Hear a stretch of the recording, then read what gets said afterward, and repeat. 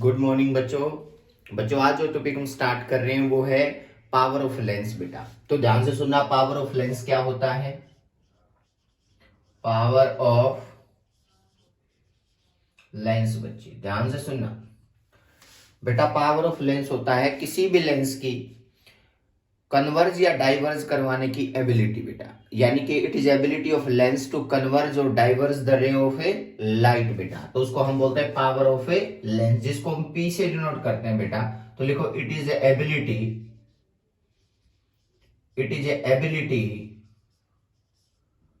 To converge और diverge the ray of light, ray of light, जिसको हम क्या बोलते हैं, पावर ऑफ ए लेंस बेटा। It is denoted by P, it is denoted by P, P. और इसका जो फॉर्मूला होता है पावर ऑफ लेंस का, that is 1 upon a focal length of lens बेटा, 1 अपॉन फोकल लेंथ, यानी कि जिसको हम कहते हैं 1/f बच्चे, 1/f। ध्यान से सुनना, फोकल लेंथ। और इसकी जो यूनिट होती है वो वैसे तो इसकी या तो सेंटीमीटर इनवर्स होगी या मीटर इनवर्स होगी, या हम ये कह सकते हैं डायोप्टर। अगर नई यूनिट आप बिल्कुल इनसे अलग बेटा जो स्पेशल आपको याद रखनी है वो डायोप्टर याद रखनी है बेटा, डायोप्टर, डायोप्टर। ठीक है, इसको आप लोग याद रखोगे। अब इसमें क्या है, पावर ऑफ लेंस जो है ना बेटा वो नेगेटिव भी हो सकती है। Power of lens can be negative और पॉजिटिव, कोई भी, क्योंकि depends on focal length. Focal length को किसी नेगेटिव मिलेगी, किसी लेंस की क्या मिलेगी, पॉजिटिव। कन्वेक्स की पॉजिटिव, कनकेव की नेगेटिव बेटा। तो power of lens can be positive और नेगेटिव बेटा। समझ में आई बात। अब सुनना कि अगर मैं बात करता हूं combination of power of lens की बात करता हूं, या combination of power of lens बेटा, देखो कॉम्बिनेशन में क्या पढ़ते हैं बेटा, यानी कि अगर कोई एक लेंस है जिसकी अपनी एक पावर ऑफ लेंस जिसको हम कहते हैं P1 है, एक लेंस और है जिसकी P2 है, तो बेटा कॉम्बिनेशन कैसे होगा पावर ऑफ लेंस का वो हम यहाँ पे अब पढ़ेंगे बेटा। तो हेडिंग, ये चीज आप हेडिंग डालो, combination of power of lens. मान लिया बच्चे आपके पास दो थिन लेंस है बेटा, थिन लेंस, और वो आपस में कंबाइंड है। मान लिया आपस में कंबाइंड है बेटा,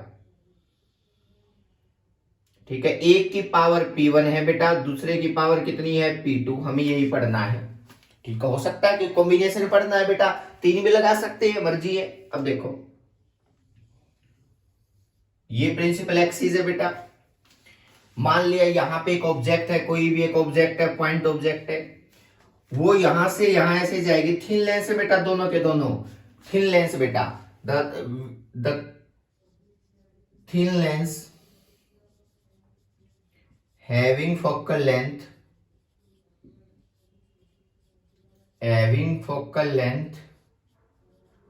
P1 एंड P2, ठीक है बेटा, P1 एंड P2। अब होगा क्या, ये लाइट यहां पे गई, रे टू डेंसर क्या होगा बताओ, रे टू डेंसर क्या होगा बताओ, टुवर्ड्स द नॉर्मल। तो मतलब हमें पता है कि ये लाइट, ये एक जैसा मीडियम माना जाएगा। यहां दो बार रिफ्रैक्शन मत कर देना, क्योंकि थिन लेंस है बेटा। लेंस मेकर फॉर्मूले की तरह दो बार रिफ्रैक्शन नहीं होगा, वो थिक लेंस था, ये थिन लेंस है, यहां एक बार रिफ्रैक्शन होगा बेटा, ठीक है, टुवर्ड्स द नॉर्मल। फिर उसके बाद में अवे फ्रॉम द नॉर्मल, ये बेटा समझना। इसका मतलब क्या सिचुएशन हुई बेटा, ये जो कॉम्बिनेशन है, इस कॉम्बिनेशन को अगर मैं रियल में मानूं तो ये ऑब्जेक्ट है और ये फाइनल इमेज बन गया बेटा। ये फाइनल क्या बन गया बताओ, इमेज बन जाता है। अब यहां पे क्या होगा बेटा, जो इन्होंने इमेज फॉर्म की है, यानी कि फर्स्ट ने जो इमेज फॉर्म की है तो सेकंड ने की है बेटा, ये तो सेकंड ने की है। अगर फर्स्ट कहां करता, अगर फर्स्ट मान लिया बेटा ये स्ट्रेट वाली जो है ये तो सेकंड ने की है, देखो बेटा ये रिफ्रैक्शन सेकंड ने किया है। फर्स्ट अगर होता तो बेटा इसका कहां इमेज बनता, ध्यान से देखना, इसका इमेज यहां बनता बेटा। अगर मान लिया सेकंड नहीं होता तो इसका इमेज कहां बनता बताओ, यहाँ पे। यहाँ पे बेटा इसको आगे आगे लेके जाऊंगा इस लाइट को, ये देखो ये तो आगे ही जाती बेटा, यहाँ के कहीं बनता, ये तो सेकंड ने बना दिया बेटा। क्लियर है ये बात। अब इसका मतलब ये जो यहां से अगर मैं डिस्टेंस मेजर करता हूं, ये कॉम्बिनेशन का मिडल है बेटा, ऑप्टिकल सेंटर। वैसे तो ऑप्टिकल सेंटर होता है थिक में तो, लेकिन इसके सेंटर से मेजर कर लेते हैं बेटा। तो यहां से यहां तक जो ये इमेज डिस्टेंस होगी, ये फर्स्ट वाले की है बेटा, सेकंड वाले की नहीं है। तो इसका ये इमेज डिस्टेंस को नाम देता हूं मैं वी डैश बेटा, ये वी डैश। और जो फाइनल बना है बेटा उसको मैंने नाम दिया सेकंड, जो सेकंड की वजह से बना है बेटा, इसका नाम मैंने बोल दिया वी। और यू यहां से डिस्टेंस ऑब्जेक्ट की होती है बेटा, ये क्या बन गई बताओ, यू। आपको ये चीज आपको क्लियर होनी चाहिए बेटा कि फर्स्ट अगर सेकंड लेंस नहीं होता तो फर्स्ट वाला इमेज यहां बनाता, सेकंड ने क्या किया उसको कन्वर्ज करवा दिया, तो इसका मतलब ये फाइनल इमेज, ये फर्स्ट द्वारा बनाई गई इमेज, तो इसका मतलब ये वी डैश लिख दूं क्योंकि पहले वाले ने बनाई है, ये वी हो गया बेटा फाइनल, और ये क्या है बताओ यू है। क्लियर है ये बात। अब इसका मतलब यहां पे थिन लेंस है तो थिन लेंस फॉर्मूला यूज होगा, थिन लेंस है तो थिन लेंस फॉर्मूला यूज होगा, तो क्या होगा बताओ, बाय यूजिंग बच्चे thin lens formula, thin lens formula क्या होता है बताओ, 1/f is equal to 1/v बच्चे माइनस 1/u होता है, 1/v माइनस 1/u। अगर मैं ये दोनों पे यूज करूं तो क्या आ गया बताओ, इसकी फोकल लेंथ कितनी मान ली f1, इसकी क्या मान ली बताओ f2। तो अगर मैं फॉर्मूला यूज करूं तो फर्स्ट वाले के लिए क्या होगा बताओ, 1/f1 इज इक्वल टू 1/, ध्यान से देखना, इसकी इमेज डिस्टेंस v1 दूर बनी है बेटा, ये तो फाइनल बनी है, तो सेकंड ने जो बनाई है बेटा ये v1 v डैश आएगा। ऑब्जेक्ट इसके लिए यही है बेटा u, ये बन गया u। ये lens formula thin lens formula use कर दिया फर्स्ट के लिए बेटा। अब सेकंड के लिए यूज कर सकते हैं, ये क्वेश्चन नंबर 1। सेकंड के लिए क्या होगा, 1/f2 इज इक्वल टू 1/, देखना बेटा जो फर्स्ट द्वारा इमेज बना है ना, जो इस द्वारा इमेज बना है ये सेकंड के लिए किसका काम करेगा, एक वर्चुअल ऑब्जेक्ट का काम करेगा। मैंने इससे पहले बताया लेंस फॉर्मूले के अंदर बेटा कि ये वर्चुअल इमेज का ऑब्जेक्ट का काम करेगा सेकंड के लिए बेटा, सेकंड के लिए। तो इसका मतलब जो यू पुट करोगे ना यू, वो वी डैश पुट होगा बेटा, याद रखना वो वी डैश पुट होगा किसके लिए, सेकंड के लिए बेटा। सब दोबारा सुनो, जो फर्स्ट ने इमेज बनाया है वो सेकंड के लिए ऑब्जेक्ट डिस्टेंस का काम करेगा बेटा। तो इसका मतलब 1/v, फाइनल तो इमेज सेकंड ने यही बनाया है, इमेज तो यही होगा, लेकिन ऑब्जेक्ट क्या होगा 1/v डैश। ये बात याद रखो, ये दो इक्वेशंस बन गई बेटा। इन दोनों को अगर मैं कंबाइन करता हूं, इन दोनों को मैं ऐड करता हूं तो रिजल्ट क्या आ गया बताओ जल्दी से, 1/, इन दोनों इक्वेशन को ऐड करो बेटा, एडिंग इक्वेशन 1 एंड 2, इक्वेशन 2 मान लो बेटा। तो क्या है, एडिंग इक्वेशन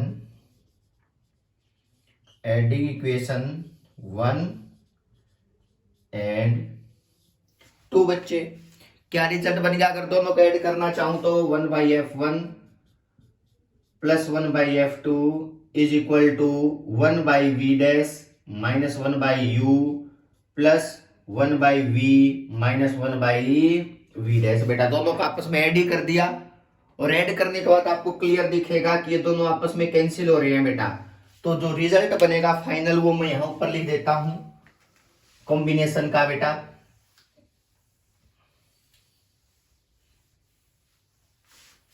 जो रिजल्ट बनेगा that is equal to 1/f1 plus 1/f2 is equal to 1/v minus 1/u बेटा, ये बचा ओनली, इसको बोलते हैं 1/f कंबाइंड फोकल लेंथ बेटा।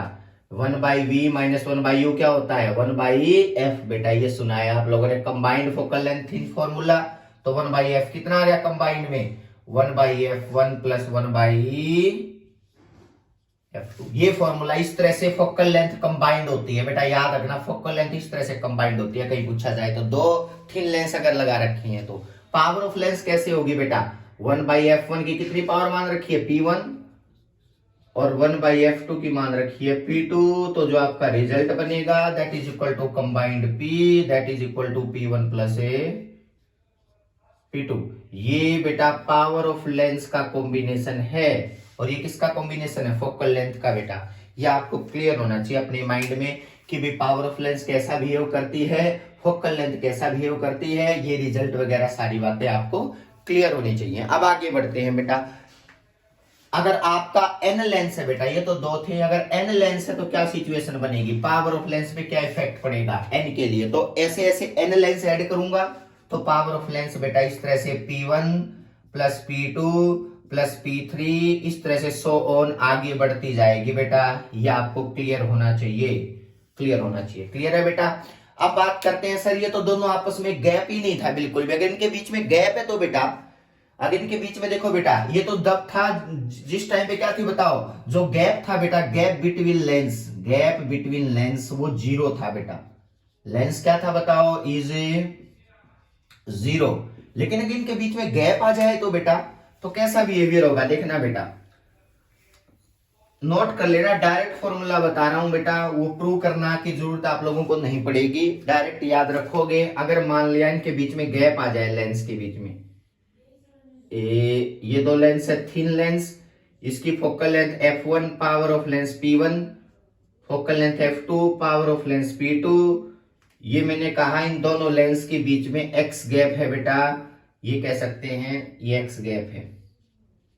ठीक है, तो क्या होगा, फॉर्मूला याद रखना, जो कंबाइंड फोकल लेंथ आएगी दैट इज इक्वल टू ये 1/f1 प्लस 1/f2 नहीं आएगी बेटा, इसमें कुछ और फैक्टर ऐड भी होगा बेटा, 1/f2 ये माइनस एक्स अपॉन जो गैप है ना f1 है f2 बेटा। ये फॉर्मूला सभी को क्लियर होना चाहिए भाई। ये तब है जब उन दोनों के बीच में अगर गैप दे रखा है तो केस 1 बेटा, और पावर ऑफ लेंस क्या बन जाएगी, P is equal to P1 plus P2 minus x into में P1 P2 बेटा। पावर ऑफ लेंस पे ये इफेक्ट पड़ेगा, मतलब पावर ऑफ लेंस रिड्यूस होगी, घटेगी बेटा अगर उन दोनों के बीच में गैप बढ़ा दिया है तो बेटा इस फैक्टर से x P1 P2 बेटा, x F1 F2 ये फॉर्मूले, इस पे स्टार लगा लेना बेटा अगर दोनों के बीच में गैप है तो। ये कौन सा केस प्रूव करवाया था, जब दोनों के बीच में गैप नहीं है तो केस था बेटा। क्लियर है ये बात। अब आगे बढ़ते हैं, अब आगे बढ़ते हैं बेटा। अगर मैंने कहा आपसे ये तो लेंस के, ये लेंस के, ये रिफ्रैक्शन थ्रू लेंस था बेटा। अगर मैं बात करता हूं प्रिज्म में रिफ्रैक्शन की बेटा, प्रिज्म में रिफ्रैक्शन की, तो प्रिज्म में रिफ्रैक्शन का कैसा बिहेवियर होगा देखो बेटा, रिफ्रैक्शन इन प्रिज्म बेटा, ये लेंस थे, लेंस के अंदर किस तरह से रिफ्रैक्शन हुआ है मैंने आप लोगों को बताया। लेकिन अगर प्रिज्म की बात करता हूं तो प्रिज्म में कैसा रिफ्रैक्शन पॉसिबल है, तो देख एडिंग डालो, रिफ्रैक्शन थ्रू प्रिज्म बेटा, refraction through prism, refraction through prism बेटा, थ्रू प्रिज्म। सबसे पहले तो आप लोगों को प्रिज्म की डेफिनेशन भी क्लियर होनी चाहिए, क्या होता है, यानी कि एक ऐसा मटेरियल, एक ऐसा मटेरियल जिसके दो रिफ्रैक्टिंग सरफेस एक एंगल से कनेक्टेड होते हैं बेटा, ये याद रखना, उसके एक एंगल से कनेक्टेड होते हैं, उसको बोलते हैं प्रिज्म बेटा। दो refracting surface are combined at angle बेटा, एट ए एंगल बेटा, तो उसको हम बोलते हैं प्रिज्म है बेटा। ये भी प्रिज्म, ये दो रिफ्रैक्टिंग सरफेस, ये दो रिफ्रैक्टिंग सरफेस, ये दो रिफ्रैक्टिंग सरफेस, इसको क्या बोलते हैं हम, प्रिज्म बोलते हैं बेटा। नोट कर लेना डेफिनेशन। अब क्या है, when two refracting surface combined at a point बोल सकते हो, कंबाइंड एट ए एंगल बोल सकते हो, आपकी मर्जी है बेटा, उसको हम बोलते हैं प्रिज्म बन गया वो। अब देखो इसमें अगर मुझे रिफ्रैक्शन दिखाना है तो इसके लिए तो दो सरफेस आएंगे बेटा, समझ में आएगा। जैसे मैंने लेंस करवाया था, दो लेंस थे, दोनों से रिफ्रैक्शन हुआ था, रिफ्रैक्शन यहां से भी दोनों से होगा बेटा। तो इसका मतलब ये शेप अलग है, ये शेप अलग है, तो इसका नेचर थोड़ा सा उससे क्या मिलेगा, अलग मिलेगा बेटा। तो देखो यहाँ पे अगर मैं आप लोगों को प्रिज्म के बारे में, वैसे आप जानते हो सब प्रिज्म के बारे में, कॉमन टॉपिक है ये। अब यहाँ ये प्रिज्म है, ये बेटा अगर कोई भी, आपकी मर्जी है, आपकी मर्जी है, आप एंगल ऑफ प्रिज्म कोई भी बोल सकते हो, यानी कि जिस सरफेस के थ्रू मैं रिफ्रैक्शन देखना चाह रहा हूं ना बेटा, वो सरफेस जिस एंगल से जुड़े हैं that is angle of prism. ये क्या होगा, एंगल ऑफ ए प्रिज्म बेटा, याद रखना ए बन गया। अगर इनके थ्रू देखना चाह रहा हूं, इनके थ्रू देखना चाह रहा हूं तो ये एंगल ऑफ प्रिज्म बन गया बेटा, इनके थ्रू देखना चाह रहा हूं तो ये एंगल ऑफ प्रिज्म बन गया। तो ये मत सोचना कि सर कोई एक फिक्स एंगल है। लाइट आई, इंसिडेंट लाइट बेटा, मान लिया ये इंसिडेंट लाइट आती है, इंसिडेंट लाइट आई, देखो बेटा, और आपको पता है ये लाइट, ये मीडियम है डेंसर, ऑब्वियस सी बात है, और बाहर मीडियम कौन सा है, रेयर है। यहाँ भी क्या कौन सा मीडियम है, रेयर है, तो इसका मतलब light goes from rare to denser. इसके ऊपर पहले तो एक नॉर्मल ड्रॉ कर दिया बेटा, इसके ऊपर क्या ड्रॉ कर दिया, एक नॉर्मल ड्रॉ कर दिया, ठीक है। अब एक क्या क्या जाएगी बताओ, टुवर्ड्स द नॉर्मल, तो टुवर्ड्स द नॉर्मल तो बेटा ये देखो ये टुवर्ड्स द नॉर्मल गई, यहाँ पे एक फिर नॉर्मल ड्रॉ कर दिया, ये अवे फ्रॉम द नॉर्मल चली गई। मतलब बात ये नहीं है, ये तो आप लोग जानते हो, ये प्रिज्म का एक लाइट गिराई मोनोक्रोमेटिक नेचर की है या येलो लाइट है, जो आपकी मर्जी है बेटा, एक कलर डाल दिया येलो लाइट का। हो सकता है अगर आप अगर व्हाइट लाइट डालो तो इस 7 में डिवाइड हो जाए, ठीक है बेटा। लेकिन क्या हम ना 7 कलर को यहां दिखा नहीं सकते, हम 7 कलर को यहां दिखा नहीं सकते बेटा, क्योंकि हमें बहुत सारी चीजें निकालनी भी है यहाँ। तो इसलिए मैं येलो लाइट ले लेता हूं, जिसका नाम मीन लाइट होता है बेटा। उन सब कलर के नाम की, व्हाइट लाइट के नाम की एक ही लाइट मान ली, येलो लाइट का नेचर बेटा, उसको मीन लाइट बोलते हैं, नोट कर लेना मीन लाइट, ठीक है बेटा। होगा क्या, वैसे तो व्हाइट लाइट 7 में डिवाइड होगी ना, स्प्लिट होगी बेटा, लेकिन यहाँ पे मैंने एक मान लिया कि येलो लाइट डाल ली है, और वो लाइट तो एक ही है, तो इसका मतलब क्या होगा बताओ, उसकी तो एक ही लाइन बनेगी बेटा। तो अब देखो ये आई है एंगल ऑफ इंसिडेंस बेटा, इसको क्या बोलते हैं, एंगल ऑफ इंसिडेंस बेटा। ये है R1, फर्स्ट सरफेस से रिफ्लेक्शन कितना हुआ है, R1 बेटा, ये R1 क्लियर है। ये क्या है बताओ, R2, याद रखना ये सेकंड सरफेस से रिफ्रैक्शन हुआ है बेटा, ये सेकंड सरफेस से R2। और ये जो बाहर निकलता है ना, इसको बोलते हैं इमरजेंस एंगल बेटा, E, आप सबको पता है एंगल ऑफ इमरजेंस बोलते हैं। ये I, ये R1, ये R2, ये क्या है E। एक चीज और यहां रह जाती है, एंगल ऑफ डेविएशन बेटा, एंगल ऑफ डेविएशन वो देख लो कैसे करोगे। इसको आप लोग आगे बढ़ाओगे, देखना बेटा, इसको आगे बढ़ाया और इसको पीछे बढ़ाया, तो इसका मतलब जो ये डेविएशन मिला ना बेटा, जो ये एंगल बना, इसको बोलते हैं एंगल ऑफ डेविएशन बेटा। इसको क्या बोल दिया, एंगल ऑफ डेल्टा, डेल्टा बेटा, इसको हमने डेल्टा बोल दिया कि इतनी लाइट डेविएट हुई है, स्ट्रेट जाने वाली ऐसे आई है, तो इसका मतलब इतना डेविएशन हुआ है बेटा, ये आपको याद होना चाहिए, इतना डेविएशन हुआ है, ये नोट कर लेना भाई, ठीक है बेटा। अब जनरली है क्या यहाँ पे, अगर angle of deviation delta, angle of deviation है डेल्टा है बेटा, बेटा इन सब में एक रिलेशन है, इन सब में एक रिलेशन है, जिसमें आई भी आएगा, आर भी आएगा, डेल्टा भी आएगा, उसको बोलते हैं एंगल ऑफ प्रिज्म बेटा। इवन की रिफ्रैक्टिव इंडेक्स भी आएगी बेटा, जो ये रिफ्रैक्टिव इंडेक्स इसकी म्यू मान ली ना, तो ये भी आएगी बेटा। इन सब के बीच में जो रिलेशन क्रिएट करता है उसको बोलते हैं प्रिज्म फॉर्मूला बेटा। क्या बोलते हैं उसको, प्रिज्म फॉर्मूला। तो हेडिंग डालो सभी, प्रिज्म फॉर्मूला क्या होता है बेटा, प्रिज्म फॉर्मूला क्या होता है देख लो, ये आप लोगों के लिए विजिबल होगा ना, क्लियर होगा। देखो बेटा प्रिज्म फॉर्मूला, प्रिज्म फॉर्मूला यानी कि इन सब के बीच में आई ई और बेटा रिफ्रैक्टिव इंडेक्स के बीच में, या हम ये भी कह सकते हैं दिन के बीच में जो रिलेशन क्रिएट करेगा इंसिडेंस एंगल के बीच में या एंगल ऑफ डेविएशन के बीच में बेटा, ये हो रहा है एंगल ऑफ डेविएशन के बीच में, आई के बीच में, ई के बीच में, म्यू और डेल्टा, इनके बीच में जो रिलेशन क्रिएट करता है दैट इज क्या है बताओ, एंगल ऑफ क्या है बताओ, प्रिज्म फॉर्मूला। प्रिज्म फॉर्मूला बेटा, I angle of incidence, E angle of emergence, mu refractive index, delta angle of deviation बेटा। वो आपको प्रूव करना है इस प्रिज्म को यूज करके, वही हमारा रोल है बेटा। How we can prove the prism formula बेटा, बिल्कुल सिंपल ही बात है। अब यहाँ पे आप लोगों को दिख रहे होंगे बेटा, कुछ ट्रायंगल दिख रहे हैं, वो यूज करने पड़ेंगे, मैथमेटिकल चीजें हैं बेटा, मैथमेटिकल है, तो इसलिए उनको याद रखना है, ठीक है। इस पॉइंट का नाम ओ रख देता हूं बेटा, ये पॉइंट क्या है बताओ, ओ है। अगर मैं, आप लोग एक चीज जानते हो बस ओनली बेटा, कि यहाँ पे स्नेल्स लॉ यूज हो सकता है, यहाँ पे भी स्नेल्स लॉ यूज हो सकता है, कोई इसमें कंफ्यूजन नहीं है बेटा। Sine i by sine R1 is equal to क्या होगा बताओ, साइन ई अपॉन साइन R2, अगर इस पे अगर आप लगाना चाहोगे तो, ठीक है बेटा। अब इसमें जो भी चीजें देखना बेटा, एक बार ये चीजें सारी की सारी आप लोग डायग्राम बना के अपने आप बनाना है डायग्राम, और उसके बाद में आप लोगों ने इस एंगल तक पहुंचना है। कैसे भी हेल्प आप लोग ले सकते हो कि वे स्टार्टिंग में डेविएशन कैसे होगा, बाद में जो है बेटा ये एक्सटीरियर इंटीरियर कैसे बनेगा, मैं हिंट भी दे देता हूं, इसमें कोई इंटीरियर एंगल बनेगा, कोई एक्सटीरियर बनेगा बेटा, समझ में आई बात। उनको ही यूज करके क्या करना है, मुझे आगे बढ़ना है बेटा। ये सारा प्रूफ आपको नेक्स्ट लेक्चर में मिलेगा बेटा, क्लियर है। Thank you so much.